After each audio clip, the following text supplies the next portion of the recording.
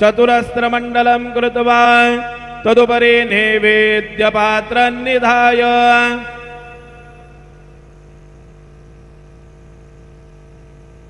गायत्री मंत्राणि पात्रान् संप्रोक्ष धेनुमुद्रां प्रदर्शयेत्।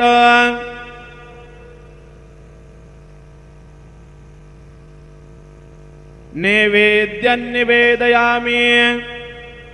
ओम प्राणाय स्वाहा, ओम अपानाय स्वाहा, ओम व्यानाय स्वाहा, ओम उदानाय स्वाहा, ओम समानाय स्वाहा, ओम ब्रह्मणे नमः। मध्ये पानीयं समर्पयामि, पुनर्नैवेद्यं निवेदयामि। ओम प्राणाय स्वाहा, ओम अपानाय स्वाहा, ओम व्यानाय स्वाहा, ओम उदानाय स्वाहा, ओम समानाय स्वाहा, ओम ब्रह्मणे नमः।